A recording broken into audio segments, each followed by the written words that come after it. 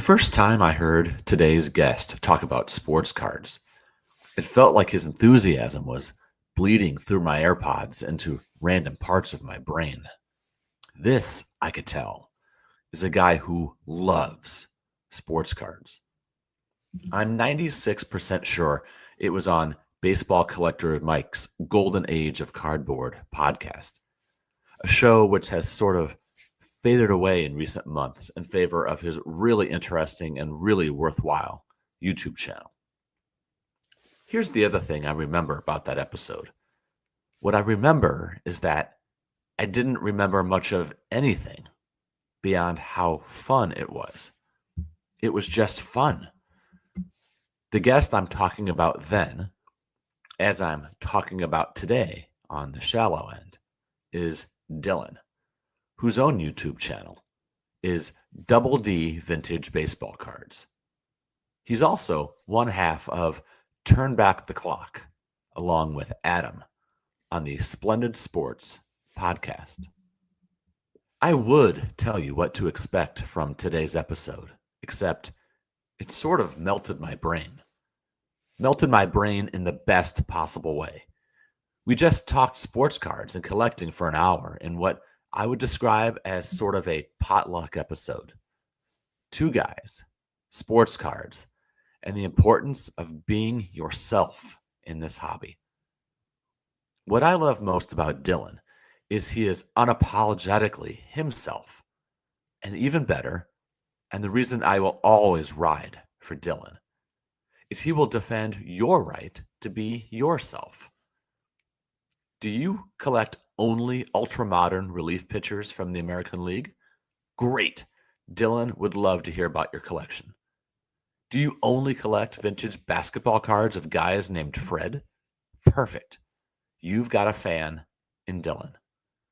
The only thing that really seems to drive him nuts are when people unfairly judge someone else's collecting style.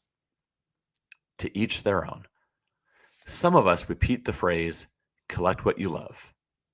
Dylan, he lives by that mantra, and he will defend and champion any collector who is true to themselves. He is a collector who always has your back. I'm Dave Schwartz. On Instagram, I'm Iowa Dave Sports Cards, and this is The Shallow End.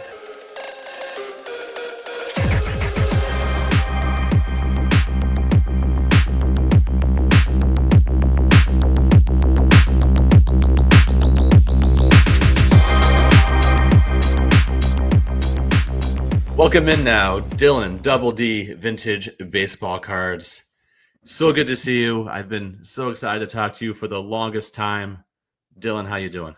I'm doing great, Dave. To hear your voice, because I mean, I know you may not think that you're big time, but to me, as a collector, as a podcast lover, I'm a podcast guy, like much more than YouTube, because at YouTube, I mostly listen. Like I watch videos, but to hear you, to see your face and your voice, like live, me and you having a conversation really means a lot to me. I've listened to every single episode of yours. I truly have enjoyed all of them. It's a different perspective, and we collect differently, yet the same on some things. So this is going to be really fun, and I really thank you so much for having me on. It's an honor for me. And same, it reciprocates. Been listening to your stuff a long time as well, and I think the first time I heard you was on Baseball Card Collector as well, and like, man, this guy's enthusiasm is infectious, and it is you are, in my opinion, not to blow smoke at you at all, you are the antidote to top 5 cards going up kind of content, right? And I just love it. And for those of you who are watching this, you can obviously see Dylan's wall of cards behind him. It is an inspiration. So thank you so much for being here. I'm excited to talk cards with you for the next little bit. Me too.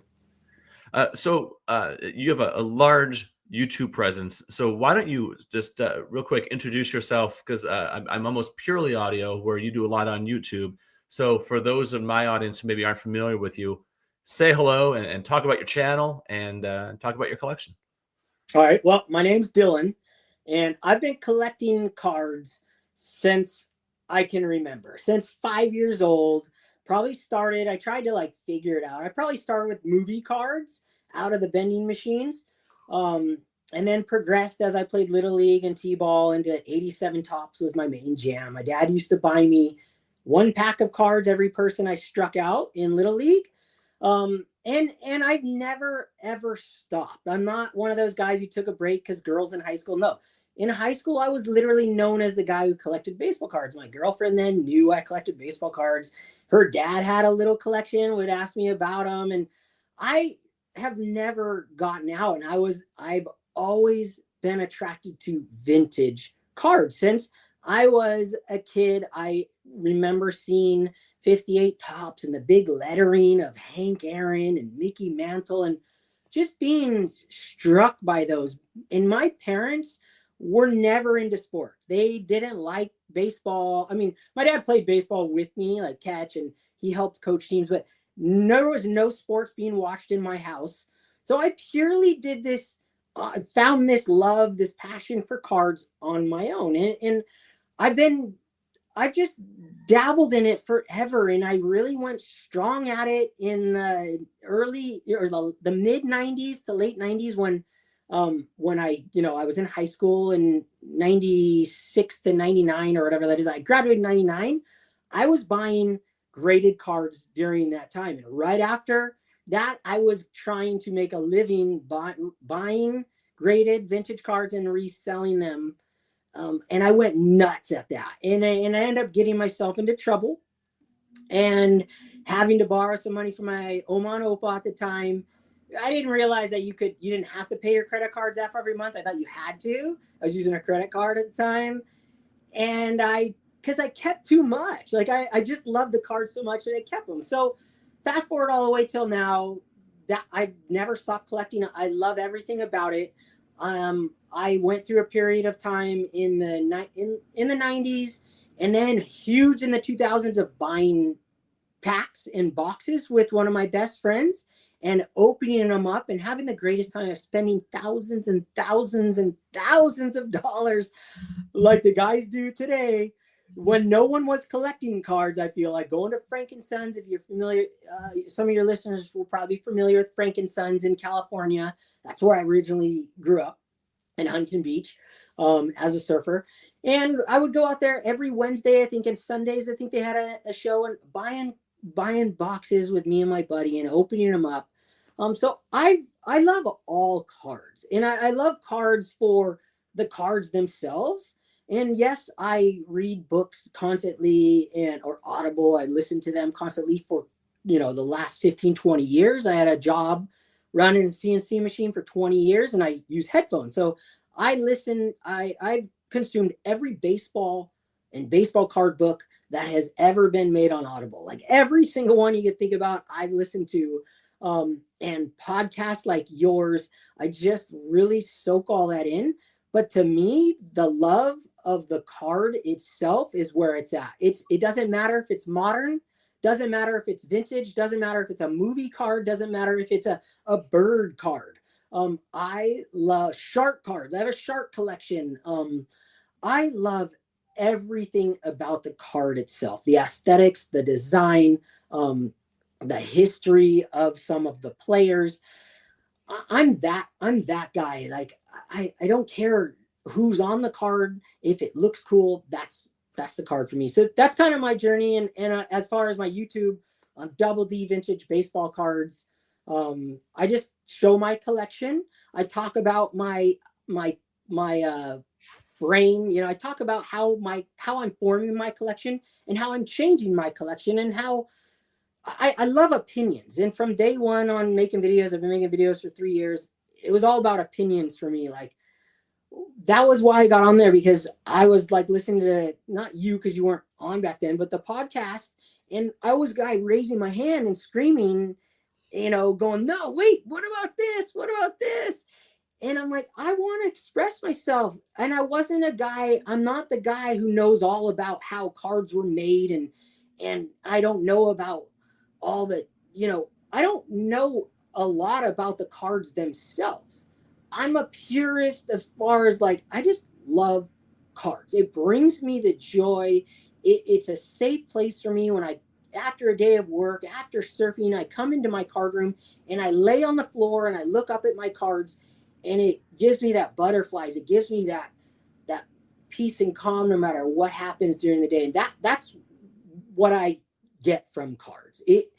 But I also love value in cards, and I've never been ashamed of that. And I've said it from day one on my videos. It's a marriage for me. When I spend real money that I've worked for, my wife has worked for, on cards, I want them to at least stay at the value that I purchased them at. But in the end game, I have that in my mind. When I buy a card, I want it to become worth more in the future. And I always have the intention of buying a card that becomes worth more in the future. There's always different aspects of that. Obviously, I'll buy a $2 card and it's never going to be worth anything because it's cool. I have those side PCs. I have those different aspects of collecting. But for the real money cards, I have that intention. I believe when I buy a card that I'm doing it the correct way and I'm buying the correct one that will go up in value. But, in the end, it really doesn't matter because I get the enjoyment of the card the whole time. And when we have a bust in this hobby and it goes down south, like I've seen that happen all my collecting life. When no one else is collecting cards, I'm still collecting cards. I'm still gonna go after that in my brain, like, all right, well, what can I buy now in this downturn? What can I really enjoy?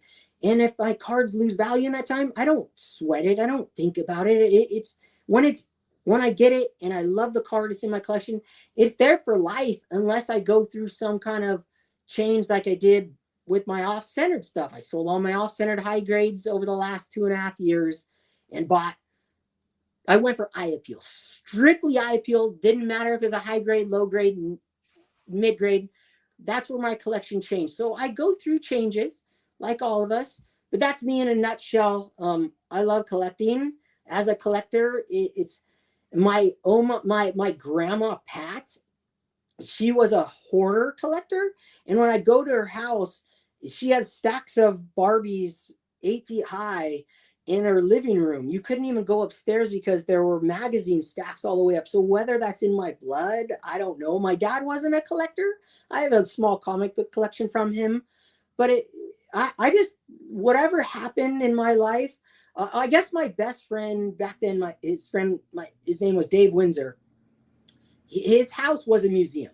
His mom and dad were collectors, and she had a doll collection.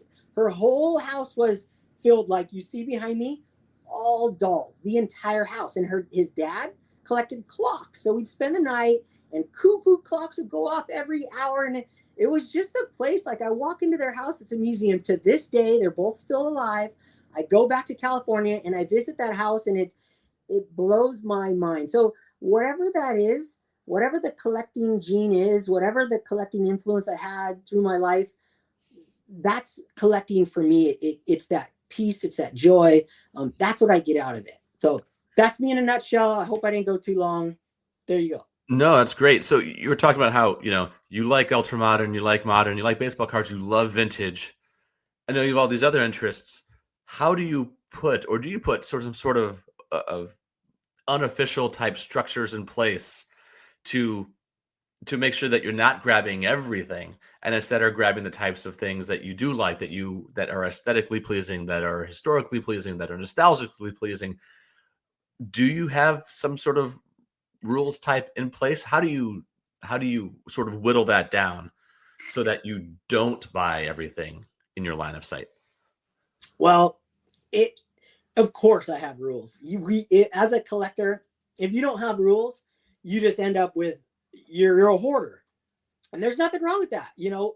Collectors can be hoarders. Like, you can consider me a hoarder, but I'm an organized hoarder. But I'm a collector. So yes, I have rules. And for the modern thing, I didn't start specifically collecting modern until about a year and a half ago, I think it was. I purchased a Mickey Mantle. I think it was at 59. It wasn't his base card. It was like it hit a home run in the World Series. and I actually still don't have that card, but it was a $35 purchase. It was a 3 or something, and a Mike Trout got shipped to me, and it was a Bowman Mike Trout gold Bowman, and then I look and I go, wait, what is this? I didn't order this. And so I looked at it, I put it on my desk, and I go, dude, this card is super sick.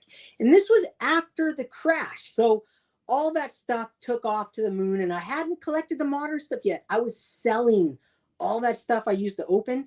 I tried to make a living selling cards on eBay for years. And so I had, thousands and thousands of modern cards listed on eBay, but I hadn't. Every year I buy one case of modern. That's what I always did for Christmas. But I hadn't collected it, so to speak. And when I got that card, a thing clicked in my brain, and that was after everything crashed. And so I go, if I'm going to start collecting modern, now's the time. So I went through my brain and I go, well, how am I going to do this? So I reached out to that seller, and it was a wash. It was like a $30 card. And he goes, yeah, just keep that. I go, I'll keep this Trout, and you can, you don't have to reship the card. I'll send this back. He goes, all right, deal. Sounds good. And so I kept that Trout, and I'm an Angels fan. I grew up by Angels, in Huntington Beach, California. So I'm an Angels fan. I've always wanted to collect Mike Trouts, but I was a vintage guy. And when Mike Trout, all that stuff boomed, I was like, this is absolutely ridiculous. I would never touch that stuff. And then it all crashed, came tumbling down 100, 150%, 200%, whatever. That's when I said, I'm in. And that card did it. So yes, I came up with rules in my head. What I did was, as a collector, for me, marriage with the value, trying to make my collection become worth more in the future. It's not that difficult to figure out what lane to go down. I know cards, and I knew gold because of what it was in 91, 92. They had like gold winners, and you could send these. My buddy Dave, who I talked about earlier, his family used to buy boxes, and they would fill out those forms, and they'd get the gold winners in the mail. And I never did that, and so the only ways I had those golds was through him. And then they started putting in golds in packs. So 91, 92. And then 93, they really put them in packs. First Topps gold, so the first parallel, right? Of course. Totally. Yeah. Exactly. So my brain was going, well, gold. Who doesn't love gold? Everyone loves gold and everything. So 2001 is when they started the gold numbering system to the year. And so my brain instantly went, well, I'm going to collect one Mike Trout gold from every year. And I had the Bowman Chrome, the Bowman, regular Bowman paper gold. That's the one I got. Well, I wanted to do Topps. So I started buying every single one of Mike Trout of the numbered year, and I have the whole collection, including his rookie year. I bought the gold, number to 2001. I'm like, why would I buy base? Because there's millions of them. And at that time, the base was $2,000 for the PSA 10, and the gold at a PSA 9 or a 9 was $2,000 as well. And I go, why would I get the base when there's thousands and thousands and thousands of them? To me, I always just like, how is this card worth this much to begin with? Like, it's a base card. It made no sense to me as a collector all these years, and buying modern, opening modern, not collecting it, seeing these base cards. How is Mike Trout's card even worth that much to begin with? Well, during that time, people didn't really collect cards. I was like, I felt like I was the only collector in the world collecting cards. He kind of brought cards back. Obviously, there were zones where like Kobe came in and he brought cards back. 2001, that brought some collectors as well because of Pujols and Ichiro really in 2001. But so my brain instantly went to golds. So yes, I stuck to that lane, and I felt really confident in it. Like, I'd buy his PSA 9s all the way through there. They start a little more expensive with his rookie. It was like $2,000, I think I paid. It's probably $1,600 card now, maybe even less. I don't care. It doesn't matter. They went down since, then he got hurt. Went down a little more. Still have it. Bought every single one of his all the way up to today, and they're like probably $25 to $35 for a 9 every season. And then I got a little deeper into modern, and I started making rules going a little deeper. So now, fast forward all the way to now, I collect, to give everyone a clue, I collect Aaron Judge. And I started collecting Aaron Judge because my nephew was a fan of Aaron Judge. That's cool. And I'm like, yeah, it was kind of a no-brainer because I started collecting him when he hit the 62 home runs. He beat my favorite home run record of all time, which is Roger Maris, and I'm a huge Roger Maris collector. Like, I love Roger Maris since I was a kid. Like, one of the first graded vintage cards I ever bought was a Roger Maris rookie card.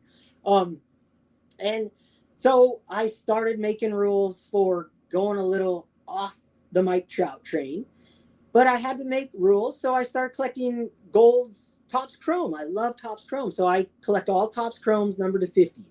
Mike Trout, Ichiro, Pujols, and Aaron Judge. But here's my parameters. If I open this thing up behind you, you would see about 7 albums of modern cards, and the albums are filled with graded cards. I have Bowman Chrome, Topps Gilded Chrome, and Topps Heritage, and Topps Finest. I allow myself, I want one refractor from every single year they've been out. So Topps Finest, 1993, all the way till present day. And I want the rare refractors. In the beginning, 93, I just want the regular refractor. 94, regular. 95, regular. But then there's golds. So that's how I'm taking my modern collection. I want the harder to find stuff. I want the stuff, because I open this stuff. I was spending I spent over 30 grand one year opening packs and selling them. I one year I sold $20,000 on eBay of cards that I had opened, because me and my buddy, we were in our prime of our lives in our 20s and making good money. I had a full-time job. I didn't go to college, so I was working full-time. I know how hard this stuff was to pull. So now I buy that stuff. And after that big crash, it made it affordable, and they're back to the prices they were before that boom. And I'm having a blast. But yes, I have parameters. Yes, I have rules. If you don't, it gets crazy. And I did go down a path of some rainbows in the beginning.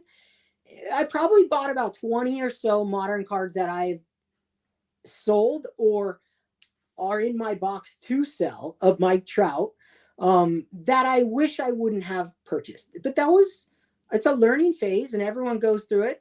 But you get a little aggressive. I don't need every rainbow, but I do have rainbows of certain players, like Mickey Mantle Modern. That's another one I'm collecting. All his rare stuff. When Topps made it his card number 7 in the base cards, they made that his number.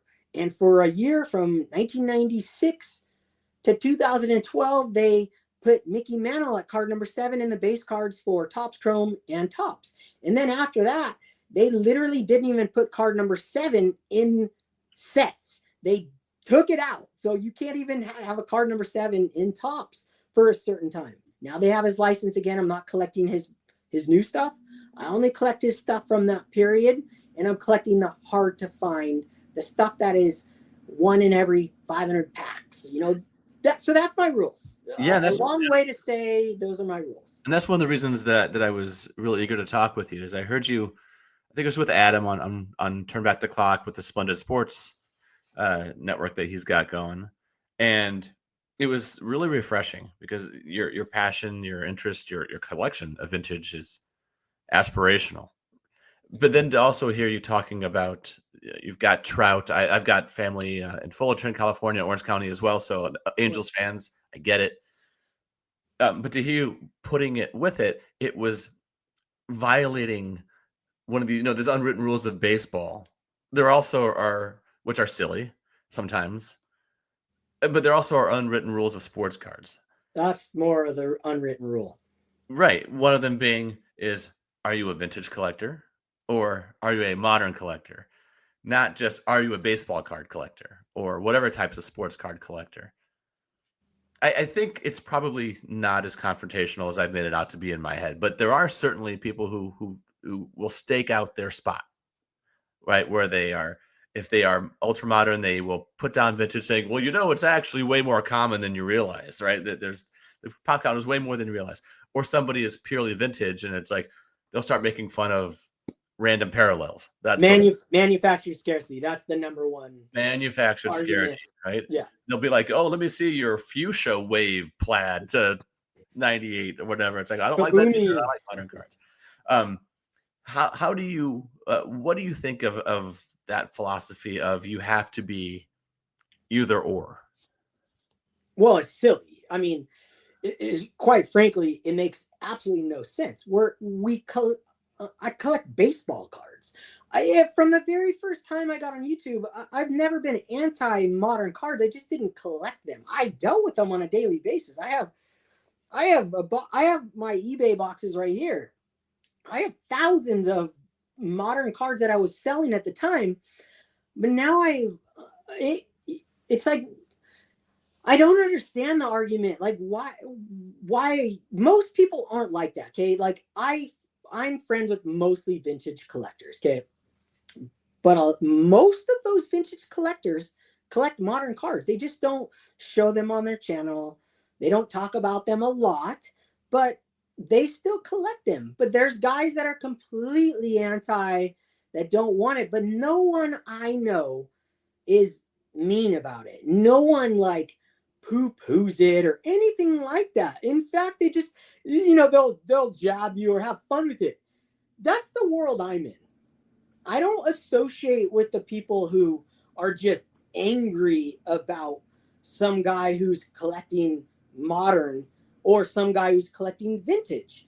They are freaking cardboard baseball cards. Why is there a divide? You can collect both. I love nothing more. I'll show you a card right now. If you're listening, I have a Topps Gilded Jackie Robinson right here. It is a beautiful modern card in hand. The thing is beautiful and shiny. It's manufactured scarcity. It has a print number on it. It's stamped. But it's Jackie Robinson. So vintage for me, like I get to collect a Jackie Robinson on a design from 2024. How much more fun can you have as a collector? And if you're a vintage guy and you're like, that's just gross, it's manufactured scarcity. Everything's manufactured at some point. And it is proven fact that manufactured scarcity in cards has a place in our hobby and does grow in value over time if you choose correctly. And you can look at the 90s. You can look at those manufactured scarcity. If you collected 90s cards only over the last 10 years, you would be killing it on a financial level on your pickups because they're manufactured scarcity. You would also be killing it if you collected pre-war or vintage cards. It doesn't matter. If you're a collector and you love collecting, you should respect everyone's opinions about their collection. Now, I collect for my own collection. Now, I say this all the time. I'm 100% right in everything that comes out of my mouth because I'm collecting for me. I'm not collecting your collection. And when I say my opinions, they're my opinions, but I'm not going to be like, I'll tell you you're wrong, or my brain will tell you you're wrong about your collection, but you're collecting for you. I'm not going to tell you in a way that's mean. And most of the time, I'm not going to tell you because it's just in my brain. Like I'll watch a video and I'll be like, I'll watch it and I'll enjoy someone's passion for sharing that card. But in my own brain, I'm like, I would never buy that card. That's insane. That's in my brain. That's just dumb. But it isn't dumb if it's for you. My collection wouldn't work for other people. The way I do my vintage cards is stupid for most people. The way I do my modern cards is stupid. It is for me, and it's for my brain to spit out what I think is going to give me the most joy and become worth the most money in the future. I'm always looking in the future, and I'm always looking in the present. I'm looking at what's going to bring me the joy at the moment and bring that joy all the way into the future and become worth more. I'm always right in my brain, and you're, as a collector at home listening, you're always right in your collection the way you're doing it. And I can't stress enough, there's no such thing as a professional collector. We are collecting. We are just accumulating items. I don't understand the whole, a lot of people get really, there's the professional collector. There's the Jeff Wilsons of the world who people look at. He is not a professional collector. And no shade against Jeff Wilson. he loves cards. He has a passion for cards. And I only single him out because everyone knows who he is. And I have nothing against him. What I have against the hobby in general, the mindset is the negativity of literally talking really down on someone for their collection.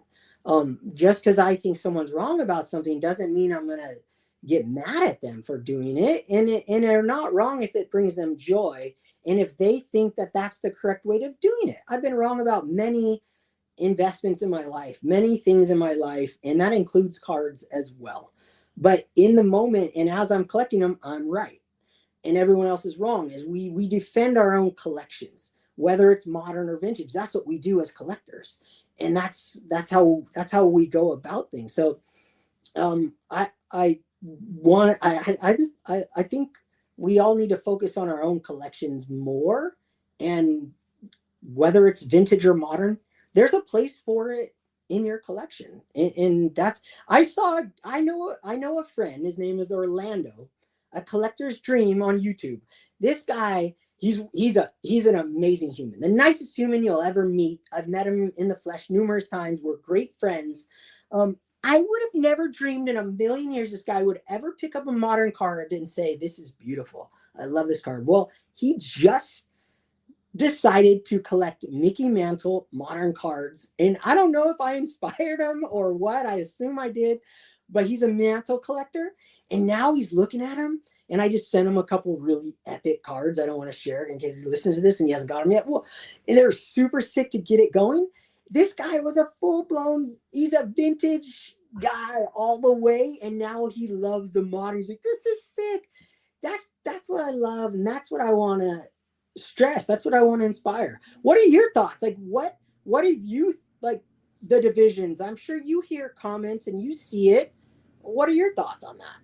I think, sometimes there's the vocal minority, and there's the old squeaky wheel gets the grease. And I think there are a lot more people in the hobby who are supportive and don't care than there are those who are, for whatever reason, will put down others. And I tend to think that there's two primary reasons why somebody would put down some other person's collection. One, an insecurity in their own, or two, it would be they're trying to gain something by boosting up their own. I don't know why they would do that, but I'm sure that it's usually financial based, or who knows what the reason would be.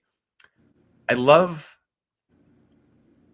me, there's one through line with cards, right? Like I know there's eras, there's pre-war, and then there's vintage, and then there's junk, and there's everything else, but you can see through lines all the way through it. There's no hard stop. It's why there's a debate over things like when actually is vintage, right? Oh, it ends in 1980 when there was, the last time there was just one set in Ricky Henderson. No, now goes through 84. It's all cards, right? It's why, I love the term pastiche, right? Pastiche, that's what Topps Heritage cards are. They look like vintage cards, but they have modern sensibilities. They have chromium, they have refractors, they have the parallels, but they still have the look. And I have a card here in front of me. It's a 2020 Stadium Club variation of Ohtani here. So if you can see that. Oh, yeah. And it's a paper card. It's his variation. He's sitting in the dugout. He's talking to someone. He's got his hand out, waiting for someone to walk by to slap him 5. And it is shaded in the same way as the 53 Bowman Stan Musial, where he's in the dugout and he's smiling, right? And he's looking the other way. And you can picture the two of them conversing. There you go. And there's your copy of it right behind you, right? But it looks like it was shot by the same photographer 70 years apart. And one's vintage, one's modern, but they connect. And I think if you don't have to look very hard to find those connections. If you look hard enough, the 2014 Mookie Betts rookie variation, he's in the dugout, right? The 2018 Juan Soto SP, where he's got his hands on the hips, he's in the dugout. There's that green hue of the dugout of what it looks like. It just kind of, it connects them all. Allen and Ginter wouldn't be as popular as it is today if it didn't connect to the past. And I keep waiting for Old Judge to come back. Maybe that will as well, and Gypsy Queen and whatnot. there are certain things I don't like, but to each their own, right? I've never said this out loud on a podcast, but I don't get the lure of autographs. I just don't. I don't understand it. If it comes in a pack, you didn't get it. If you buy it, an in-person one, you probably didn't get it.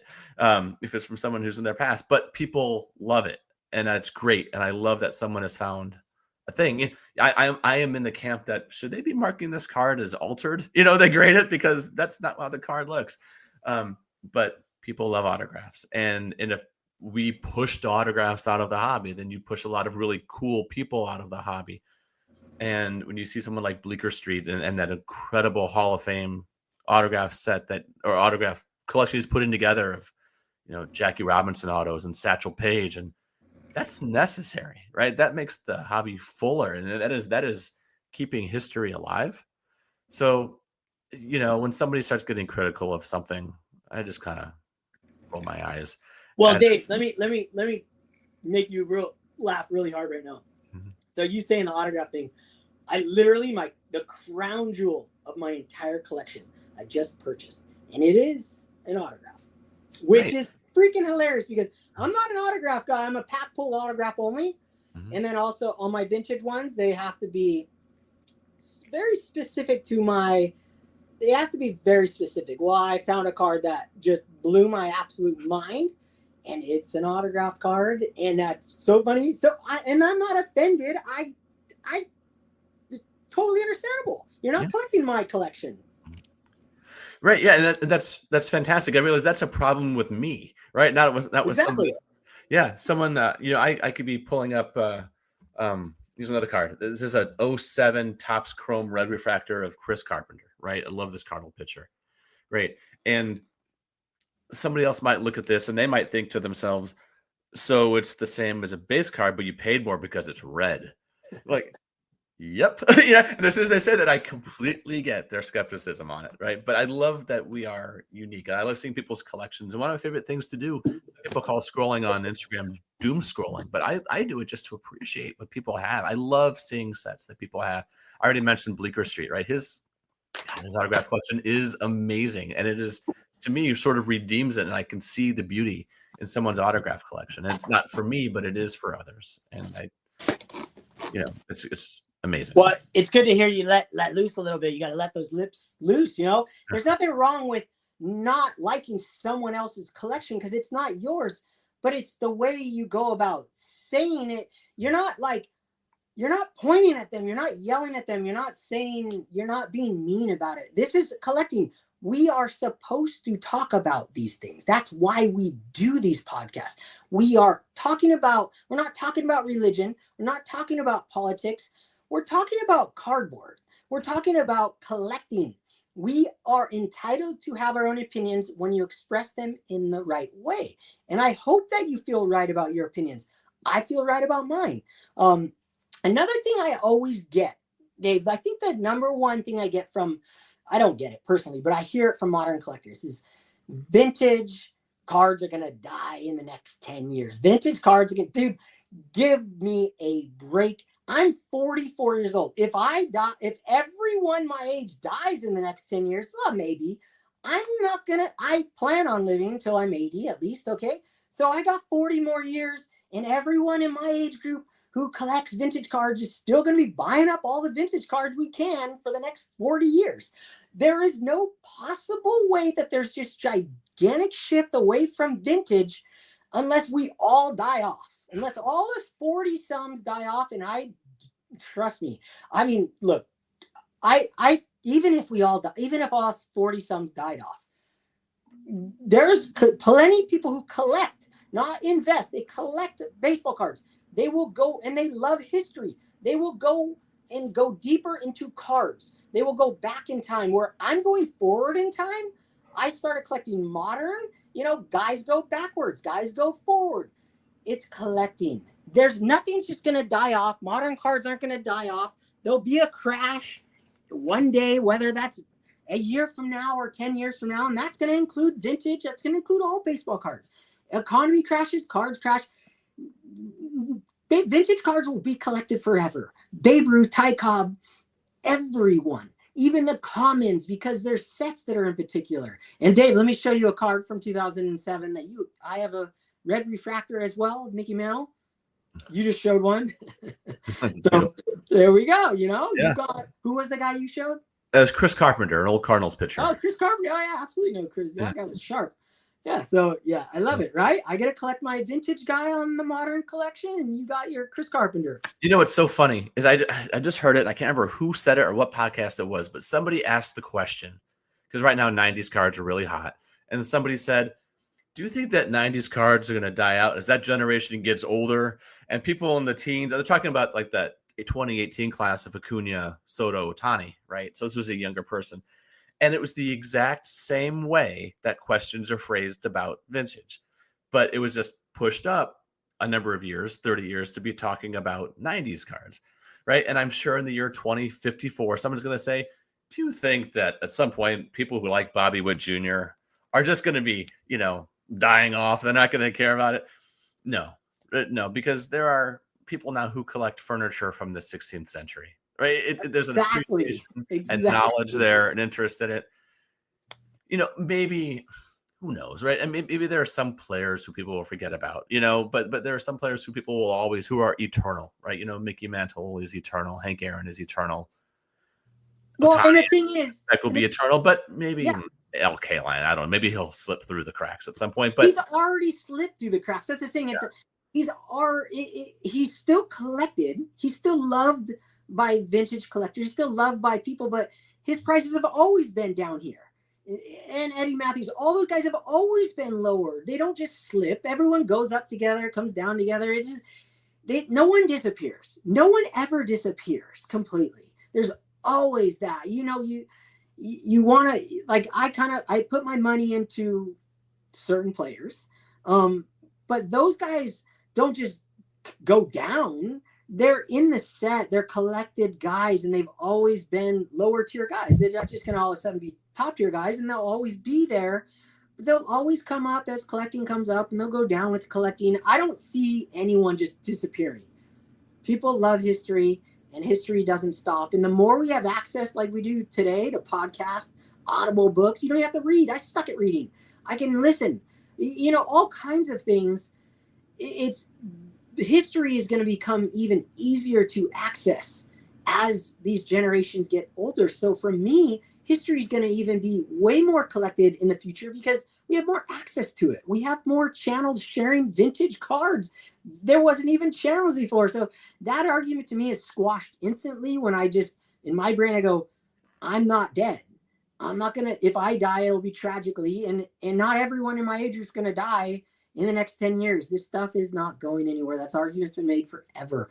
And the 90s thing is funny you brought that up because you mentioned that in your last podcast about you like kind of scared to maybe spend a little more money, like it might be peaking. I said that like a year and a half ago because my buddy Adam, Splendid Sports, my co-host for Turn Back the Clock, we like to guess what's going to go up in the future. And I said, I think 90s cards, I think they will continue to rise as cards rise, like everything. But I think they had their huge giant jump. So I don't play in that game.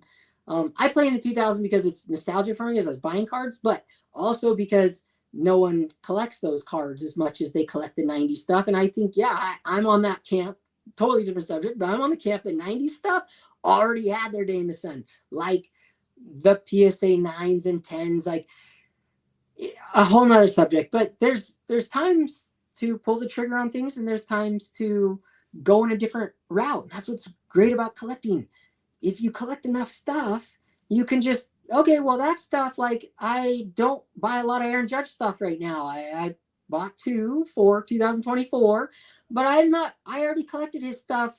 But now that he had another monster season, it's like, all right, take a rest. I'm not buying Ohtani stuff. I was selling it and keeping just what I wanted. There's times to buy, there's times to sell. And as a collector, you only sell stuff that you accidentally bought or like, oh, I shouldn't have bought this. Or you want to make a big move like you did with your Jackie Robinson rookie card. That's what I love. What do you I mean, you have this enthusiasm. We all have the enthusiasm. What are you Yeah. looking forward to in 2025 in terms of like your own collection? And not even just cards. Are you going to be going to any shows, talking to friends? What kind of stuff are you looking forward to for this year for cards? Probably won't be going to a single show. I live on an island, so for me to go to a show, it costs so much money, so much time. I don't like being away from my wife, and we have a family, a family member who's been sick for 2 years. So we've been, my wife is full board taking care of my mother-in-law, and it's just one of those things, like being away, going to the national is really tough. So I won't be doing that. My goal this year, I won't be buying a lot of cards. I'm going to be completing my sets. I guess they call it a type collector. I don't even know. I think that's like where you don't go for an entire set.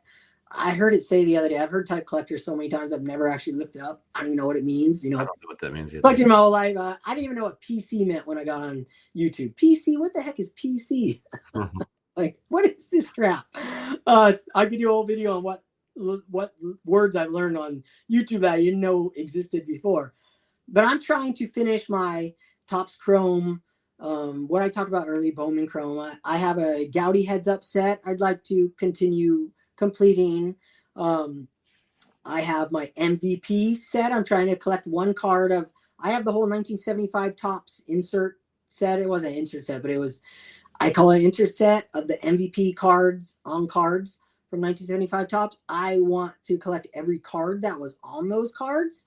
I have a lot of them, and I'd like to continue to go down that. I bought my big card for the year already. And I'm trying to, this year is going to be a year to save money and focus on finishing little rabbit holes that I went on. And my Japanese collection of gum cards. That's a big one for me. Keep going down that rabbit hole. That's kind of my goals for the year. That's great. Mine are very, very simple. I consolidated so many cards last year for the Jackie Robinson, and I'm just trying to buy cards this year. I just want to grow it out so that when I go to spend time with my cards, I'm not done in 4 minutes, right? And so I'm going down and just trying to build it out and buy cards that I like and cards that I think that I look cool of players who I enjoy.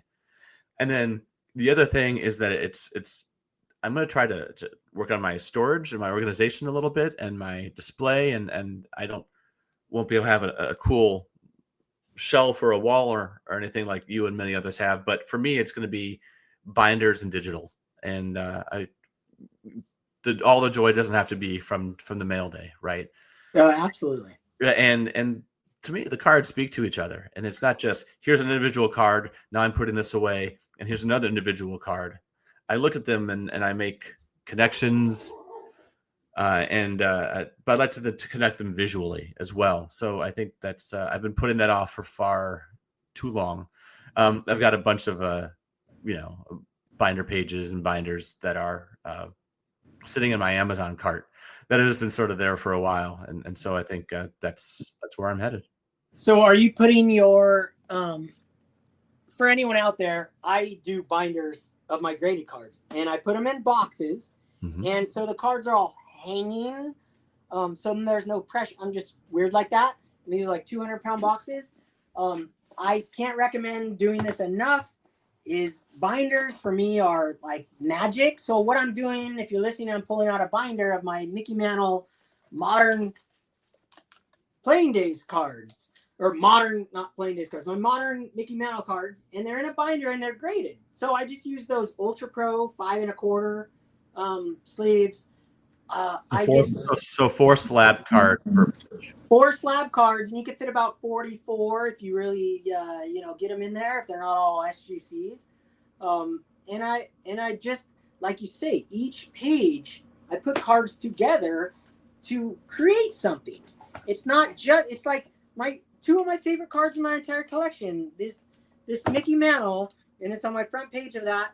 I've got 2006. I have the printing plate where he's batting right-handed. Or I have it up, yeah. And then the regular, I have the blue refractor and he's batting left-handed. And I have him in the binder side by side, and it's just magical. Like, and binders are fun like that. So another question for you, Dave. I know I'm probably going way longer than you normally do, but what I really love about like creating cards that go together is, so I'm a collector that gets the most joy from having the card. There's collectors that get the joy from hunting. I'm not a fan of hunting for a card. Like, dude, I hate wasting time sitting on the couch and looking on eBay. It isn't my thing. If I had a card shows to go to, Dave, it would be different. I love card shows. Like, those are like going to Toys R Us when you're a kid. But I don't have that experience. So if you're like me and you're at home, dude, I would just gladly pay the money to have the card. I get the most enjoyment from the card, from the item in my collection. That's where the enjoyment comes from me, not looking for that card. I'm maybe different than a lot of collectors. That's where my joy comes in. And then putting them next to the card that I wanted them to be next to is like next level cool. That's I'm not a big hunter either. I just want to have it. And as I'm, I have a pretty long commute to work each day. It's about an hour 10 each way. And I'm driving, I'm just zoning out, and I make pairings in my head sometimes. Totally. Right? Of cards, it's like, oh, I want to do this, right? And it's like, Dave Winfield, George Brett, and I'll pull out two other players from the 70s, right? Who I think of when I think of 1970s baseball. I'm like, now which card? Well, clearly it's the 78 tops for Reggie Jackson, right? Oh yeah. But it can't be the Mike Schmidt, rookie, because I don't like that it's, I wouldn't have just him on the card, right? So it's got to be like the second year. How am I going to do this? That's how I do it. And then I come home and I will open eBay, and I use eBay as a recreational activity, probably more than I should. And then I get a little frustrated. I'm like, why are the prices so much? Right? It shouldn't be this much, right?